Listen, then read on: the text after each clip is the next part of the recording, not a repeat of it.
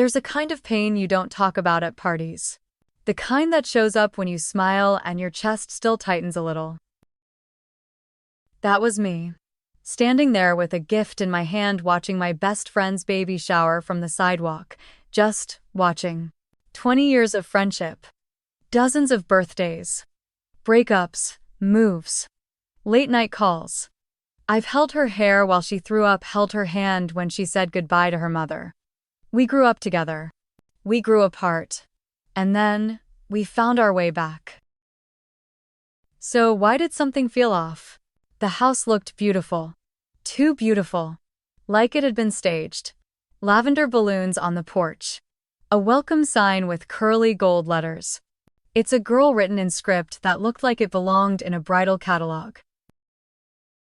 My husband was already halfway up the path. I followed behind slower. I don't know why I paused. Maybe it was instinct. Maybe it was something else. But in that moment right before we stepped in, I had the strangest feeling. What if none of this was real? What if she was faking? And even worse, what if everyone else already knew? Inside, the music was soft, something acoustic, pretty.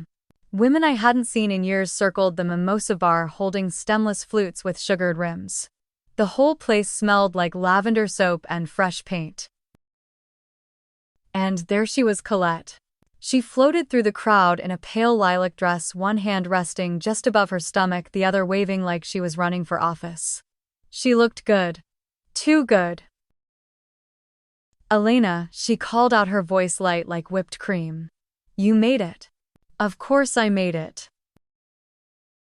I walked over and hugged her, careful not to squeeze too tightly. Her arms barely touched my back before she pulled away. Still making those blankets? She asked, nodding to the gift bag I held. Actually, yeah, I said. This one took me longer than I'd planned. Had to redo the border 3 times. She gave a soft smile, then turned to greet someone else. Miles joined me by the gift table. His eyes scanned the room like he was looking for an exit. Did she feel smaller to you? He asked, too low for anyone else to hear. Smaller. Her belly. It looked flat. I shot him a look. You can't say that. He didn't argue. Just looked down at his shoes. There was a table near the window stacked with pastel-wrapped presents. None of them had been opened. Not one. And the baby books on display, all still in their plastic wrap. No dedications, no dog-eared corners, no. To our daughter scribbled on the inside cover. Just placeholders. Colette walked by again, champagne flute in hand. Jenna leaned in and whispered, "Don't worry, it's sparkling grape. No alcohol." Miles sniffed the air as she passed. His eyes narrowed. I wanted to believe it. I really did. But the bubbles in her glass didn't look like juice. And her smile, it didn't reach her eyes. I wandered into the kitchen, hoping for a moment to breathe. There were tiered trays of tea, sandwiches, tiny lemon tarts dusted with powdered sugar, and a cake so perfect it looked fake. The kind of cake no one really wants to cut. Sierra was there arranging napkins into fans. She gave me a quick side hug. Can you believe she's due in June? Feels fast, right? I nodded. She hasn't posted much lately. I figured she was laying low. Sierra shrugged. She said she wanted to protect the peace, whatever that means. From the corner of my eye, I saw Miles standing near the hallway pretending to scroll through his phone. But I knew that look. He wasn't scrolling. He was watching. The front room burst into applause. Colette's mom had started her toast talking about blessings and baby names and how proud she was to become a grandmother. Everyone smiled. Some wiped their eyes. But Miles leaned and touched my elbow. We have to go, he said, voice low, steady. Now. What? Why? He didn't answer, just tilted his head slightly like I was supposed to understand. I stepped back toward the living room searching for Colette. She was raising her glass, her free hand resting again just above her stomach like she was holding a roll, not a baby. And then Miles said it. "She's not pregnant." My whole body stilled. The room kept laughing, clapping, sipping. Nothing stopped, except me. I turned to him slowly. "Miles, don't say things like that."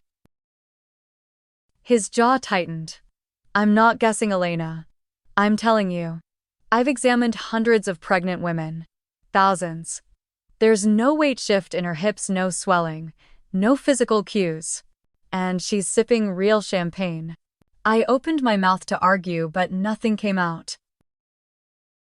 Because deep down I'd felt it too. Something in her hug.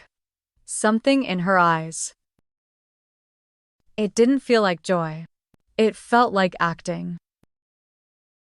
Miles guided me toward the sunroom away from the crowd. His hand was gentle on my back, but his voice was clipped. "You didn't touch her belly, did you?" I blinked. I didn't think to." He gave a short nod.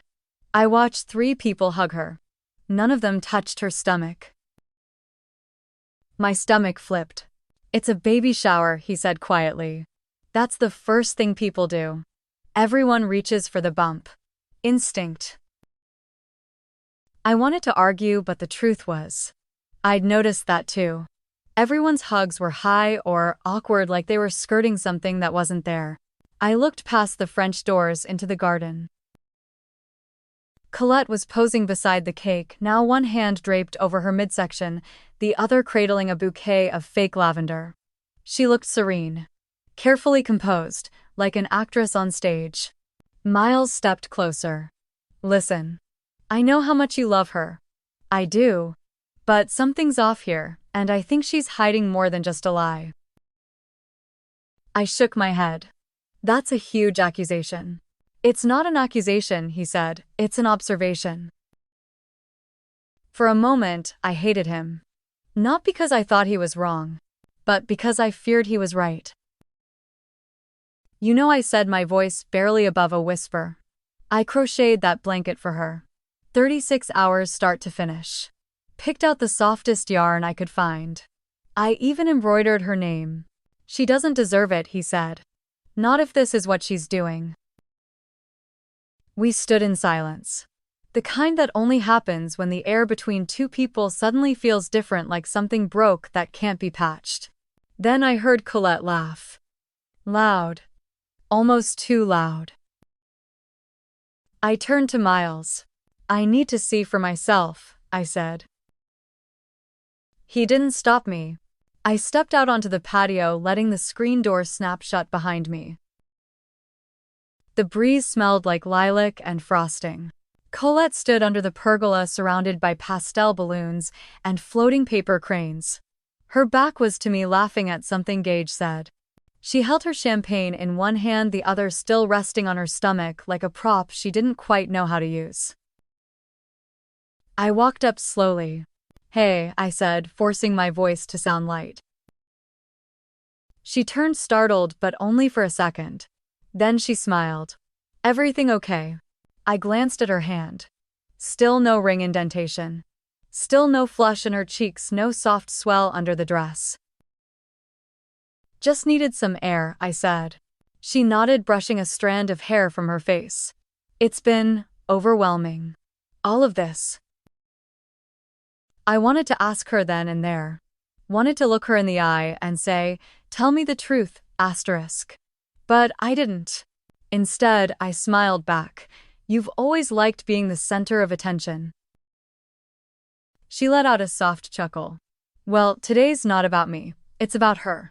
She touched her stomach again, this time with a little too much effort. Like she remembered the cue late. I walked away. Back inside, Miles was waiting near the door. His eyes searched mine. "Well," he asked. I opened my mouth. Closed it, then whispered, "I don't know." He stepped closer, voice low. "She's not pregnant, Elena. I'm a pediatrician. I'd bet my license." My breath caught. The music played on. Someone called for cake. But everything inside me went quiet. Would you trust your husband over your best friend? I told her I'd left my shawl. That was the lie I picked. Harmless enough. Just believable enough. Colette hated clutter. She'd never question someone wanting to retrieve something soft and elegant left behind. But really, I just needed to look. To see the house without the music, the curated laughter, the cake that no one had touched. Jenna answered the door barefoot, a coffee mug in her hand. Elena, she blinked. You okay? I smiled. Not too much. Yeah. I think I left a shawl. Thought I'd check before it vanished into the laundry. Jenna stepped back, still groggy. Come in. Colette's not here. She had an appointment. Appointment. Jenna nodded. Clinic. She said it was out of town, didn't give details. My stomach turned at the word. Inside, the house felt strange. Hollow. As if the air had been emptied out along with the helium balloons. The dining table still had 2 glasses on it half full. And a plate with steak bones. I tilted my head. Jenna caught my glance. Daniel made dinner late. He left early this morning. She was talking fast, filling silence that didn't need filling. I wandered slowly, my fingers trailing along the chair backs. The same lavender scent lingered, but it had grown stale. Plastic. Manufactured. I found myself at the nursery door. It was slightly ajar. Light poured in through gauzy white curtains, making everything look too soft to touch. I pushed the door open with one finger. The nursery was still. Too still. The crib sat in the corner, still wrapped in plastic. Not even unboxed. The changing table next to it was spotless, no lotions, no wipes, no diapers. Just a decorative basket filled with folded muslin cloths, tags still attached. A mobile of felt clouds hung above, motionless.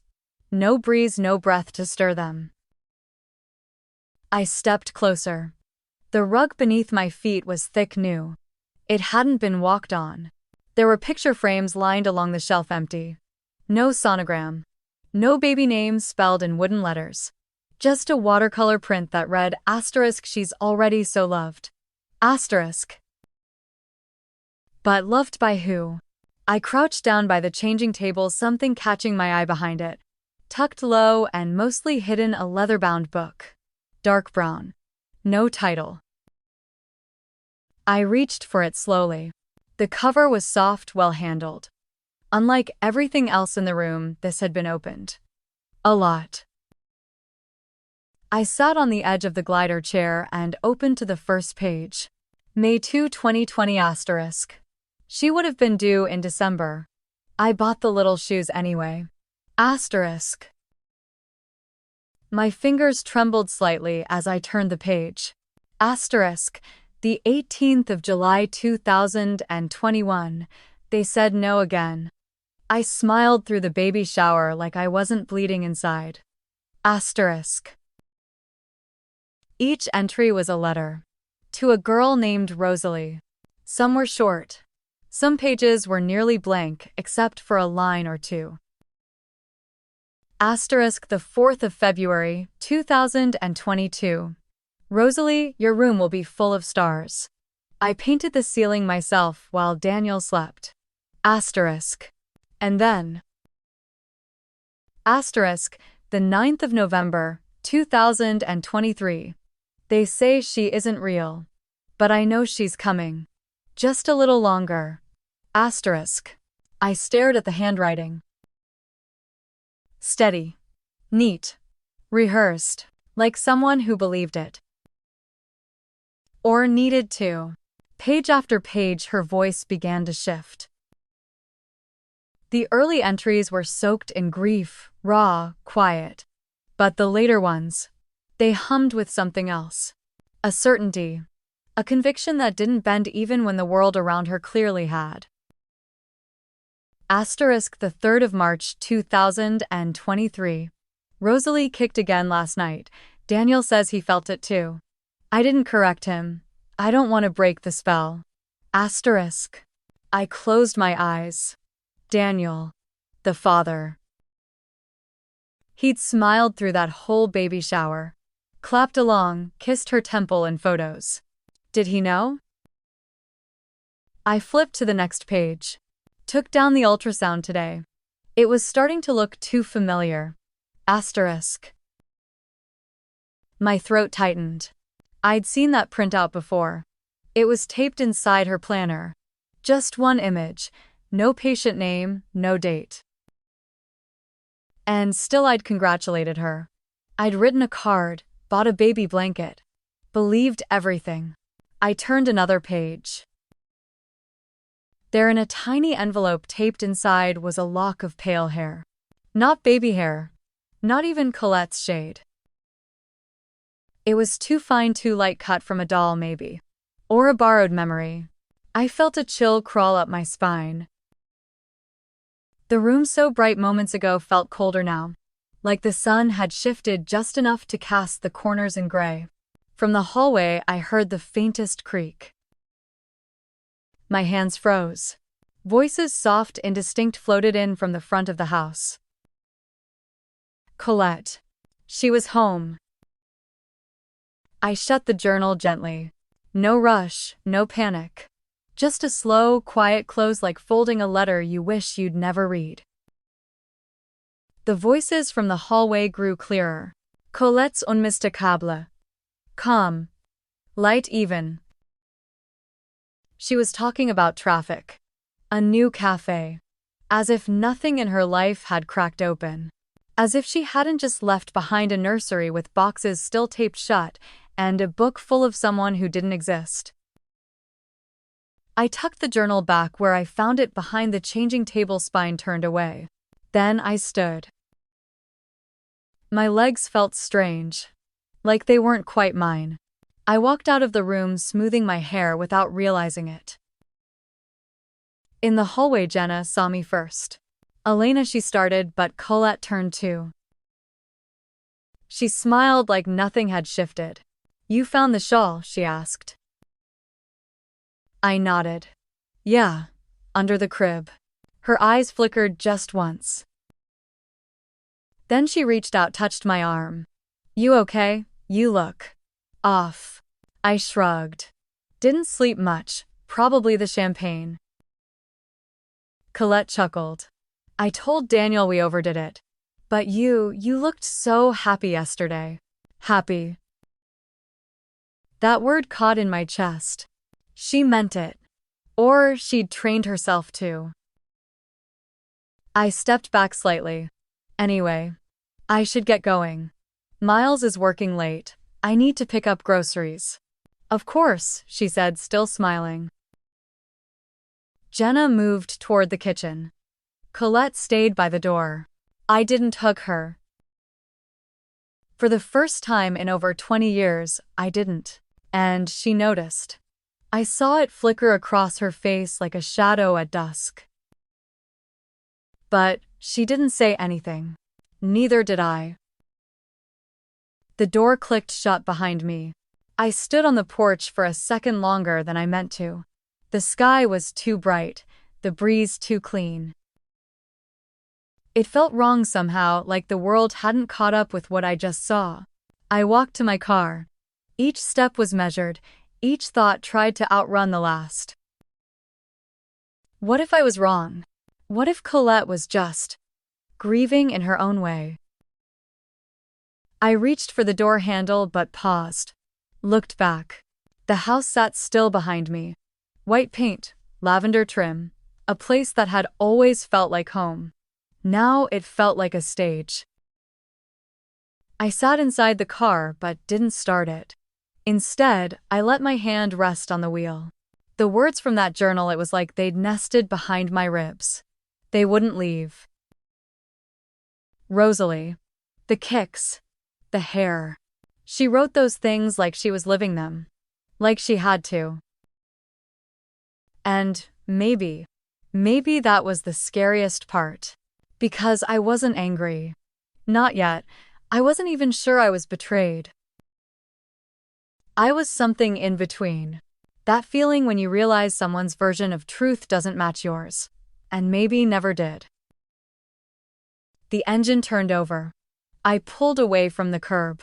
I didn't know what I'd do next. I only knew one thing. This wasn't just about a pregnancy anymore. Something was unraveling, and I was no longer on the outside of it. I was right in the middle. Miles held the journal like it might bite him. Not with fear, with focus. The kind he used when a patient's chart didn't add up.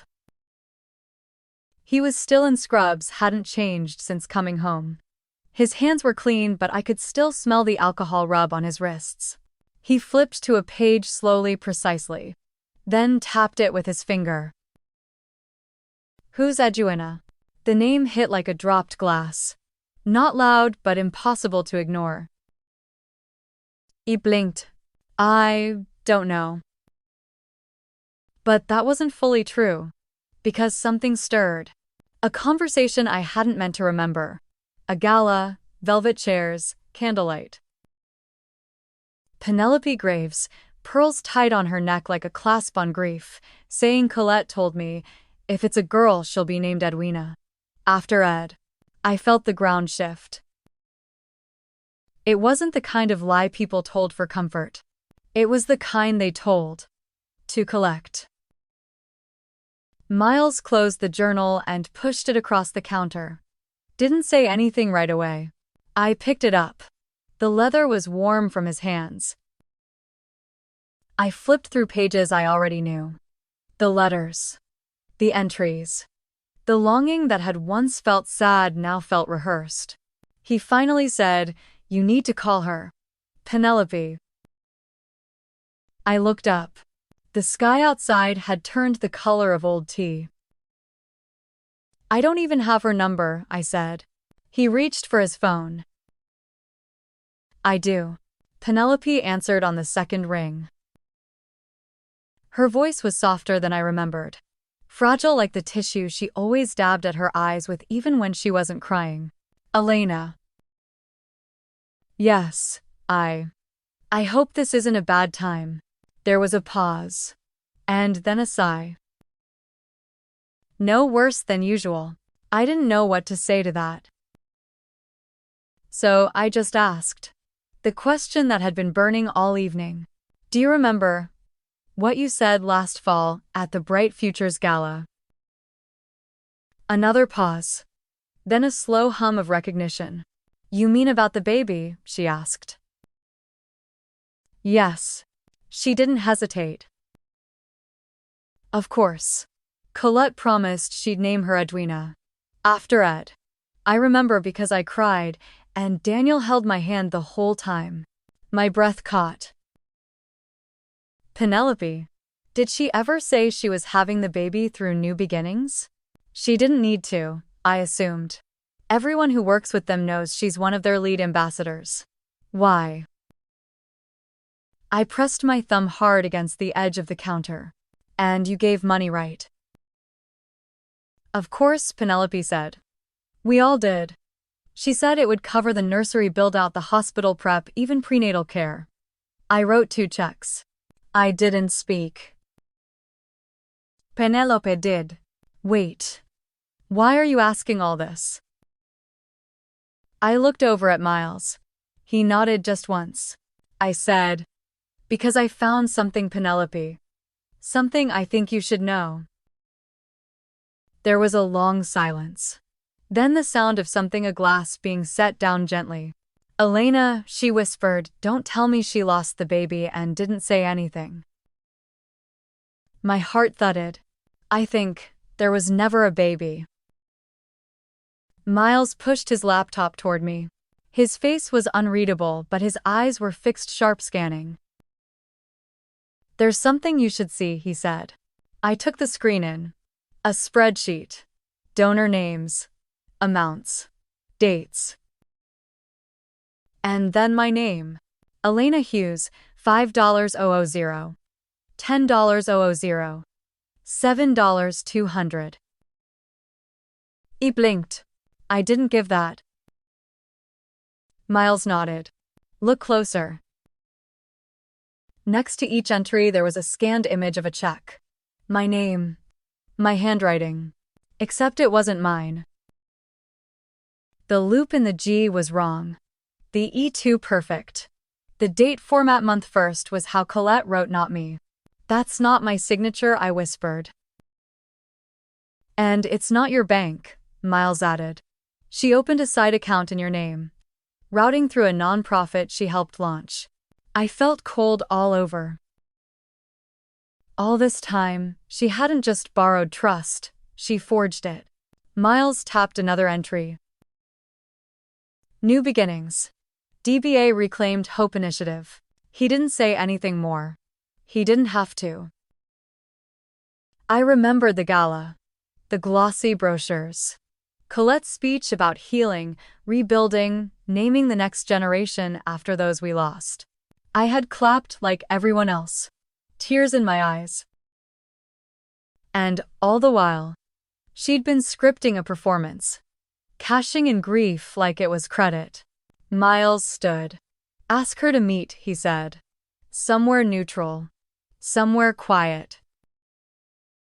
I nodded, but my hands wouldn't stop shaking. Not from fear. From the sinking hollow knowing. This wasn't about a lie between friends anymore. This was something deeper. Something designed. I didn't call her right away. I walked first. Down the block past our neighbor's lemon tree, past the park where Colette once brought balloons for Ivy's birthday. I tried to remember the sound of her laugh back then. The real one. Not the one she practiced for social videos. It didn't come. I sat on the bench near the school sign, white letters on green plastic, and stared at the clouds. And then I dialed. 1 ring. 2. 3. Elena. Her voice bright, airy, rehearsed. Hey, I said. You home? There was a pause. Actually, no. I'm with Daniel's mom. She hasn't been feeling well. I let it sit. I see. Another pause. Everything okay? I looked up. A dog barked across the street. A kid chased a soccer ball. Yeah. I just found a few of those brochures from the gala. Made me think of that night. Oh, she said lighter. It was beautiful, wasn't it? I didn't answer. I was wondering, I said. Can we meet? A beat. Then sure, I mean when. Tomorrow. Maybe Pete's on Broadway. 10ish. She hesitated. Pete's. Neutral place, I said, keeping my voice soft. She laughed too quickly. Of course. You're so formal. Another pause. Then quieter. You're not upset, are you? I stared ahead. Why would I be upset? She didn't answer. I ended the call first. My thumb lingered on the phone before locking it. The screen reflected my face tight around the jaw. Tomorrow wasn't about coffee. It was about something that didn't belong in texts or behind smiles. It was about sitting across from someone who used to be family and seeing what parts of her were still real. That night I couldn't sleep. Miles had fallen into a restless doze, face turned to the wall. I stayed by the window. The moon was low. The blinds were half shut, but I could see our neighbor's wind chimes swaying in the breeze, silent metallic tents. I opened my laptop and searched for the gala again. Photos, names, donations. There she was, Colette, standing beside Penelope Graves, holding a check the size of a toddler. $50, 0 made out to New Beginnings Foundation. In tiny letters below, in memory of Edward Graves. Asterisk. He blinked. The second check, another $25, 000, had my name beneath it. Elena Mori. I stared at it. I hadn't signed anything. I hadn't even known they'd listed me as a sponsor. I clicked on the donor list. And there it was again. 3 separate entries with my name. I shut the laptop gently as if afraid it might shatter the rest of my world if I hit it too hard. Then I got up and went to Ivy's room. She was asleep curled up with her usual stuffed hippo, one leg dangling off the bed. I sat by her and just listened. Her breath. The soft rustle of her sheets. The safe, unknowing rhythm of childhood. Miles's voice came back to me. Ask her to meet. Neutral place, no crowd, asterisk. I closed my eyes. It wasn't just about Colette lying. It was about how she'd used grief, real grief, to build something false. About how she'd written letters to a ghost, smiled into cameras, printed ultrasound photos on blank paper, and now she wanted me to carry that lie with her. If your best friend asked you to lie for a good cause, would you? Because tomorrow I would sit across from her. And I'd need to decide what kind of friend I really was. She said, come alone. And of course I did. Because some habits die harder than truth. The drive to Lake Morrison took an hour and a half, maybe less. I wasn't tracking the time. I just followed the trees. The winding road had once felt like escape back when we were younger and everything was lighter. Now it felt like an exile. Colette's car was already parked near the cabin, its windows fogged from the inside like it had been sitting there a while. The porch swing was still there. Only this time it creaked empty in the wind. I stood for a second with my hand on the old wooden railing. This place used to smell like pine and sunscreen. Now it smelled like closed doors. She opened the door before I knocked. No bump. Just a loose white sundress and bare feet. And her eyes, red. But not from crying. Elena, she said. Like it was just another summer. Like nothing had shattered. I stepped in without saying a word. Inside, everything was too still. No music, no kettle, no breeze through the cracked windows like she used to love. The only thing that moved was the dust, slow dancing particles in the light. Colette reached for a cup. I was going to make tea, she said. But her hands trembled and she set it back down. We should talk first. I sat at the far end of the couch. That same old blue couch where we once laughed about names we'd never give our kids. She didn't sit. Instead, she walked to the mantel. There, propped against the stone, was a framed ultrasound, but there was no timestamp. Just a date handwritten in pen.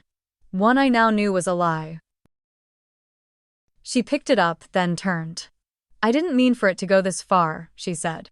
But it had. And we both knew it. I lost her, Elena, Colette said, voice soft like ash. Her eyes didn't meet mine. She set the frame back down with care, lining it up perfectly along the mantel's edge. It was last April. Right after that first donor dinner. 8 weeks in. I bled through everything. My mouth was dry. I didn't say anything. I didn't tell Daniel, or my mom, or even Jenna. Because if I said it out loud, it would be over.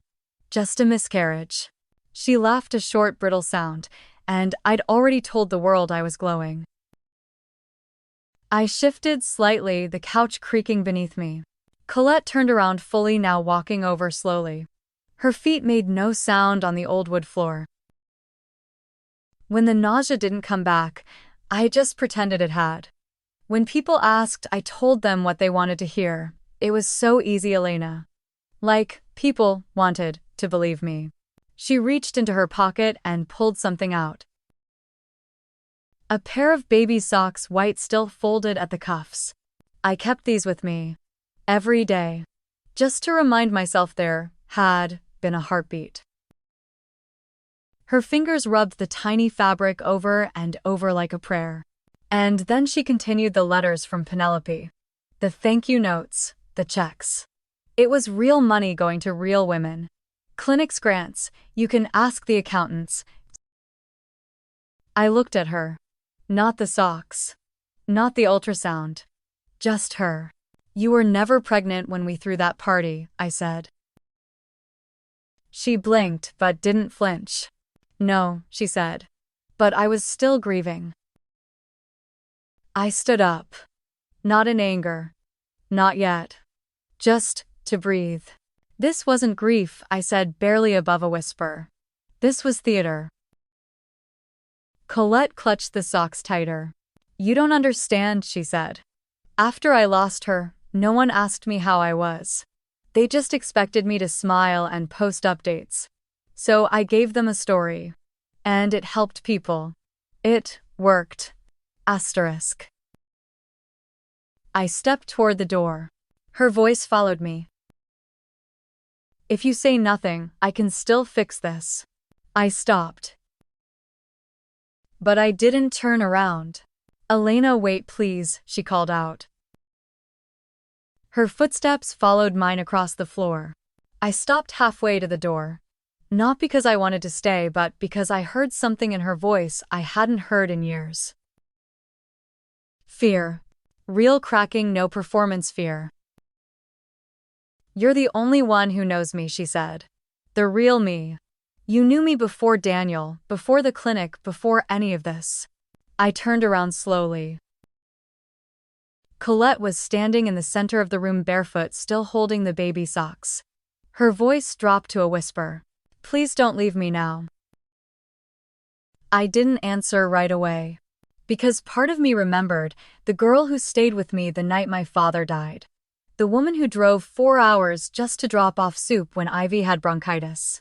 The friend who held my hand through 2 failed IUI rounds, never asking for thanks. But this wasn't soup.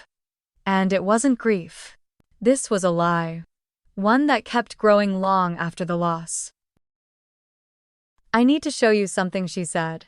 She walked to the dining table and pulled out a folder, thick, disorganized, crammed with papers and sticky notes. Invoices, donation receipts, email printouts. Names I recognized from the gala, others I didn't. Every dollar, she said, went to women who couldn't afford treatment, or housing, or even diapers. I built something with the money. Something good, it's just. She looked up at me, eyes wet but clear. If the lie gets exposed, the whole thing burns down, and I don't survive that, not again. My hands clenched at my sides. You're asking me to carry this for you, I said. To be quiet so you can keep pretending. No, she whispered. I'm asking you to protect what we built. What you helped build. That word, we, slipped in like a needle.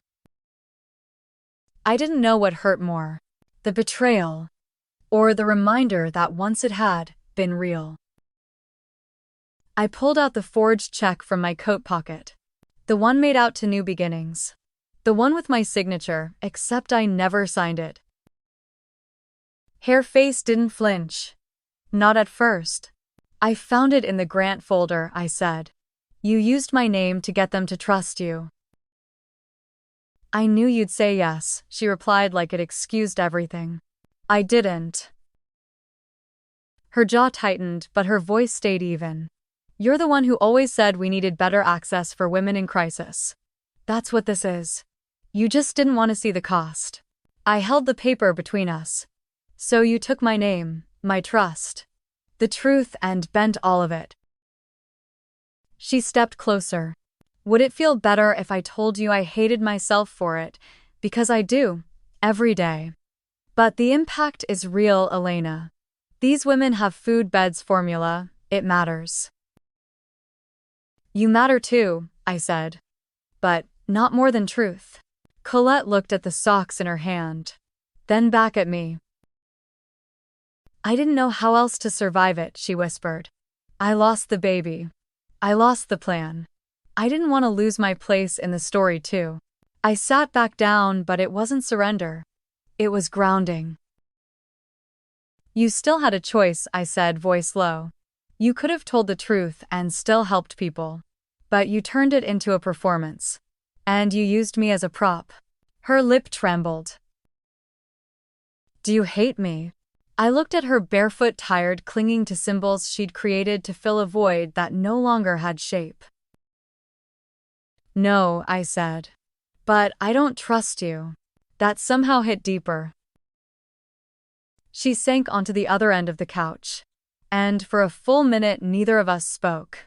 The porch swing creaked outside again, pushed by nothing but wind. A sound from when things were simpler. A sound that no longer fit the silence in that room. Colette leaned forward, elbows on her knees, voice barely above a breath. People don't need the whole truth to feel better, Elena. They need hope, asterisk. That's what I gave them. I didn't reply, not because I agreed, but because I knew she believed it. She reached out, palm open between us. I never asked anyone else to carry this with me. Not Daniel, not Jenna. Only you. Because you've seen every version of me. Her hand trembled, but she didn't pull it back. I'm asking you now. Don't unravel everything I've done. My eyes dropped to her fingers, still holding the folded socks like a lifeline. Then to the mantel, where the framed ultrasound still stood, no timestamp, no name. I thought about Ivy. What it would feel like if someone had invented her. Paraded her spirit for donations and praise. My stomach turned, but Colette was right about one thing. I had seen every version of her. The one who carried me through heartbreak. The one who danced barefoot in the rain the night I found out my second cycle failed. The one who whispered, "You're still enough," when I said I might never be a mother. So why? Now. Did she feel like a stranger in the shape of someone I loved? I rose slowly. Her hand stayed suspended in the air, waiting. I don't know what I'm going to do, I said. But I do know what I can't do.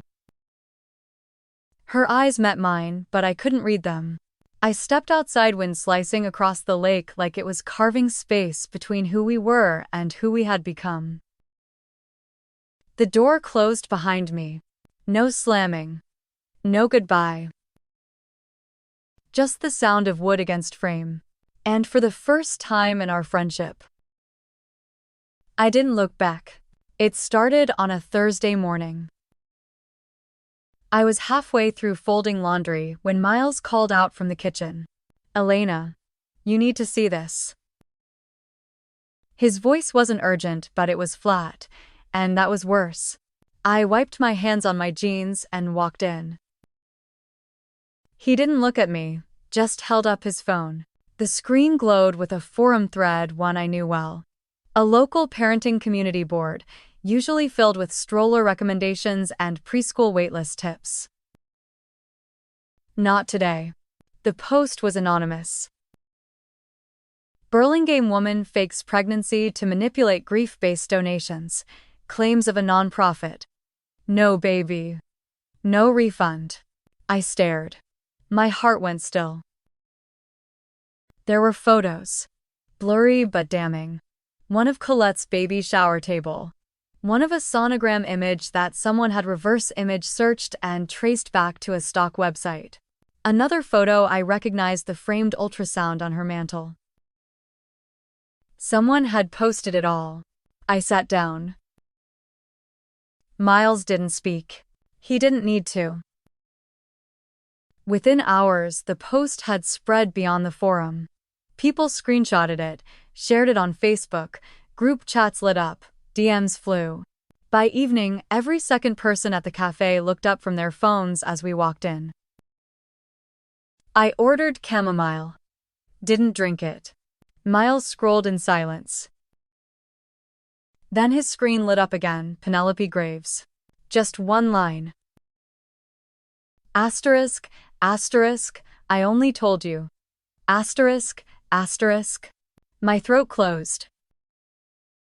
He looked at me. I started. I never. I know he said soft but solid, but someone else did. Rain began tapping the windows. Tiny.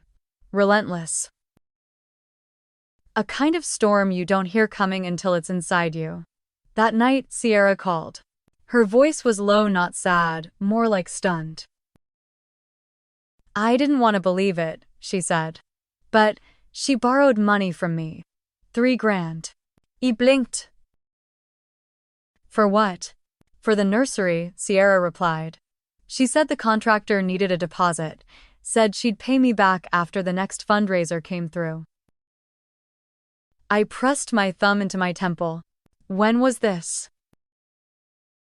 April. Before the baby shower. I didn't think anything of it. I mean, it's Colette. That was the thing. It was always just Colette.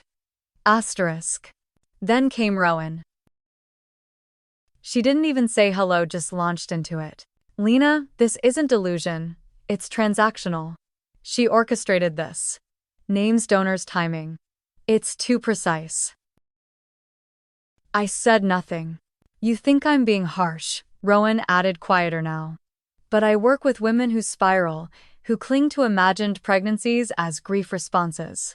This was built like a pitch deck. The image made my stomach turn. Then came a voice message from Gage. He rarely called, but the urgency in his tone was unmistakable. She's gone, he said. Daniel called me. The house is cleared. Bank accounts too. She left her wedding ring on the dresser. The silence after his words felt like snow. I stood in the middle of the kitchen holding my phone like it had weight. Like it might drop through the floor. Miles touched my shoulder. You okay? No, I said. But maybe I deserve that. His brow furrowed. I knew, I whispered. Not everything. But enough. And I said nothing. We stood there, the room darkening around us as the storm outside picked up. She used me, I added. But maybe I let her. Miles didn't answer. He just pulled me close. And for the first time in weeks, I didn't pull away. By Saturday, the headlines weren't local anymore. One outlet called it the Burlingame baby hoax. Another labeled her the grief grifter. Photos of Colette from past events, ribbon cuttings, galas, donor lunches, were plastered everywhere. Her smile looked different now. Posed. Planted. I couldn't stop refreshing the page. Like part of me needed to watch it all fall apart in real time. Miles took the phone from my hands. You don't need to do this to yourself. But I did. Because deep down, I wasn't just watching her unravel. I was watching myself too. The doorbell rang mid-afternoon. It wasn't Colette. It was a reporter. Young. Nervous. Holding a notepad too clean. Hi, are you Elena Jennings? I didn't answer. But I didn't shut the door either. I'm sorry for coming unannounced, he added. We're doing a feature on the donor circle behind New Beginnings. Your name came up, there's a check in your name. Large amount. I blinked. What check? He showed me a screenshot. My signature dated February. $5,000. Except, I never wrote that. The paper fluttered in my chest. I managed to say, no comment, and close the door. Miles stood at the hallway end, arms crossed. Do you think she forged it? He asked. I didn't answer. Because I already knew. And it wasn't just the money. It was the memory of her asking gently, do you trust me? It was the part of me that said yes before reading the fine print. Outside, rain finally began to fall. Not the kind that hisses. The kind that soaks everything in silence. That evening, I lit a candle in the living room. Not because I believed in rituals. But because I needed something still. Something warm. The rain tapped steady now, like fingers on glass. I sat by the window watching drops trail like tears no one claimed. Miles was in the kitchen making tea we wouldn't finish. My phone buzzed again. Sierra. This time just one message. Asterisk. Asterisk. You were her best friend. How could you not know asterisk, asterisk? I stared at the screen until the words blurred. How could I not know? But then again, how many lies wear the face of love? How many times do we call silence loyalty just to feel less complicit? I opened my mouth to respond, then shut it. Because maybe she was right. Maybe I did know somewhere deep down where denial makes its home. The lights flickered. The storm groaned louder. I looked at the ultrasound photo still sitting on the mantel. Framed, untouched. I walked over. Picked it up, turned it over. Blank, no date. No initials. Just a perfect lie on glossy paper. Behind me the kettle began to whistle. But I didn't move. Because something in me had shifted. Not anger, not even grief. Just a quiet collapse of everything I used to hold certain. Outside, the wind pushed the trees until they bowed. And in that moment, so did I. Not from weight, but from truth finally settling where denial had lived. The knock came just after 9. 3 short taps. Then nothing. Miles looked up from the kitchen, his hands frozen on the edge of the sink. I stood still. Another knock. Slower this time. I didn't need to look. Some part of me already knew, but I looked anyway. Through the peephole there, she was. Colette. Hair slicked to her cheekbones. Dress soaked through. Eyes red but dry. She didn't speak. Didn't knock again. Just stood there. A woman unmasked by her own story. For a second I didn't breathe. Then I grabbed the old blanket from the hallway bench. The one she gave me years ago when my dad passed. I opened the door. No words. She didn't move, didn't ask. I just stepped aside and held out the blanket. She took it. Clutched it to her chest like a child. And then, like the house itself exhaled, she collapsed into my arms. Her body was trembling. But her voice, when it finally came, wasn't. I didn't know how to stop. I held her because I didn't know what else to do. I held her because that's what love does until it learns what truth requires. Somewhere inside a part of me whispered, "This changes nothing." But another part answered back, "No, it changes everything." Asterisk. She looked small in the light. Not frail. Not pregnant. Just emptied out. Like a house after the furniture's gone. Still standing. Still shaped the same. But missing something no one could name. Colette sat on the edge of my couch, hands in her lap. The blanket still wrapped around her shoulders. Not speaking. Not crying. Just there. I poured her tea because that's what people do when nothing else feels right. She didn't touch it. Miles stood in the doorway. Arms folded. Eyes steady. He didn't say it, but I knew what was coming. "We have to report it," he said. Colette looked up then. Slowly. "I'll do whatever you say," she whispered. Her voice was dry as dust. She reached for my hand. I didn't want to disappear. I thought if I stayed needed, maybe I could stay loved. I didn't squeeze her fingers. I just held them. And when I let go, it wasn't out of anger. It was surrender. Miles was right. If she stayed here, we all became part of it. So when the knock came this time from the police, it wasn't a surprise. She didn't resist, didn't argue.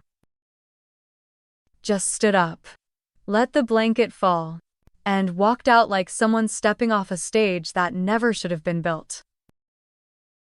The statement room smelled like pencil shavings and lemon cleaner. I sat across from a woman in a navy suit, her voice calm but clipped. Did you ever witness Colette Forgy representing herself as pregnant to donors? I nodded. Yes. Did you benefit financially from these claims? Number.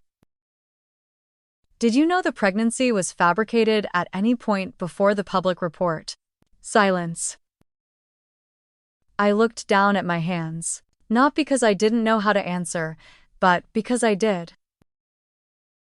I suspected, I said finally. But I didn't act until I had proof. She wrote that down. Didn't look up. The paper between us filled with my words measured, careful, incomplete. I didn't mention the journal. I didn't mention Penelope's trust or the forged signature. But I confirmed the lie. It was enough. A week later, the court ruled. Probation. Restitution. Mandatory psychiatric treatment. Miles called it mercy. I wasn't sure. Colette stood in the courtroom with her hair tied back, her dress plain and pressed. No family, no supporters. Just her. She didn't cry. Didn't defend. Just nodded when the verdict was read. I watched from the back row, heart not racing, not aching, just still. The kind of still that comes after the storm's already done its damage. 3 months passed. Summer stretched itself over the sidewalks of Burlingame like it always had. Coffee shops still opened. People still made brunch plans. But I stayed quieter than I used to. Some friendships don't break with a bang. They dissolve grain by grain until all you have left is the echo of laughter that no longer fits. One morning, a letter came. No return address. No perfume, no stamps out of state. Just a folded page. My name in her handwriting. I don't know who I am when no one's watching, she wrote. But I know you saved me. Not as a friend, but as someone who refused to lie for me. I read her letter twice. Then I folded it slowly, placed it in the back of my recipe drawer, tucked between the card for banana bread and the one for lentil stew. Some memory don't deserve display, but they still deserve a place. That afternoon I drove alone. Back to the house where it all started. Where lavender balloons floated and champagne never tasted right. Only now the Victorian was empty. Windows boarded. Paint peeling. The baby shower banner still curled under a rusted pushpin by the porch light. I didn't park in the driveway. I just sat there, hands on the wheel, watching the place like it might speak. But it didn't. Place don't hold guilt, people do. I remembered the porch swing. The sound it made when we used to plan our futures like decorating a nursery. Soft creaks. Big dreams. We were 16 when Colette first said she'd name her daughter after a writer. Edwina, she told me, lips curved around the name like a secret. I thought she was being poetic. Turns out she was practicing a lie. And I wanted to believe her more than I wanted to be right. Because sometimes friendship isn't built on truth. It's built on choosing not to question. Even when the answers knock at your door. I stepped out of the car. The wind smelled like dry grass and dust. No lavender. No baby. Just me. The woman I was before. The girl who knit that first blanket, who brought champagne flutes and hostess gifts. She was gone. But something else had taken root. Not bitterness. Not anger. Just a quiet knowing.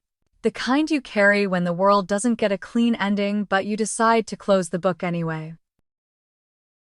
The door wasn't locked. The barn hadn't been used in months, maybe longer. Once the sight of Colette's baby shower dreams, Now just dust and wood and echoes. I stepped inside. My boots pressed into soft dirt where carpets had once been rolled out. The sun streamed through the cracks in the walls, striping the floor with gold. It wasn't the decorations I noticed. It was what had been left behind. A single folding chair. A mason jar filled with dried lavender, brittle and faded. And near the corner a shoebox taped shut. I knew what was in it before I opened it. Still, I knelt, slowly peeled back the tape like it might wake something. Inside.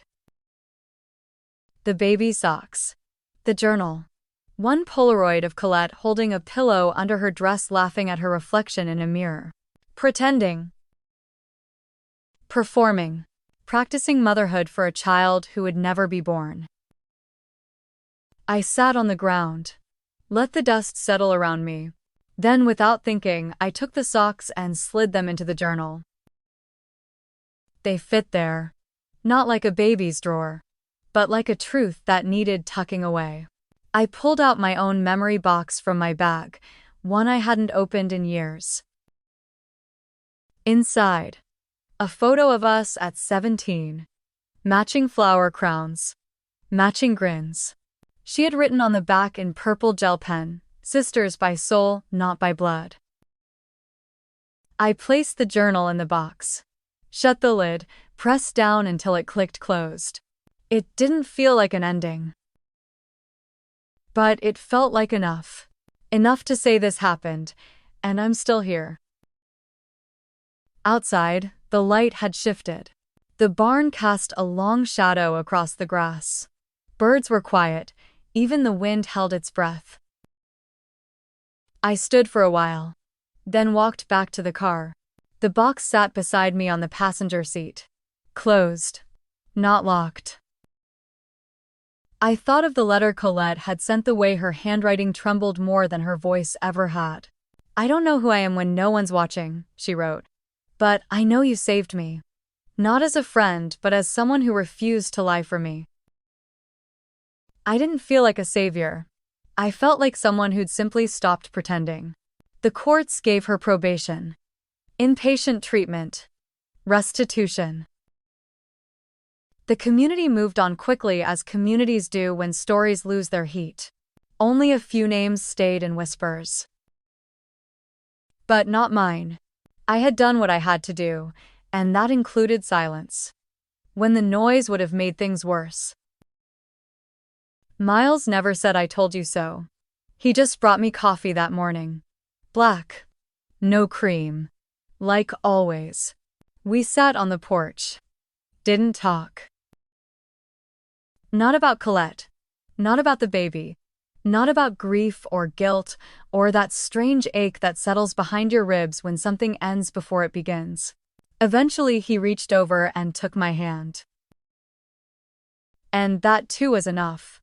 Some stories don't need retelling. Some names don't need clearing. But some truths, even the quiet ones, deserve to be carried. And I carried them. In a box. In my breath. In the space where a sister used to be. She looked so small on that porch.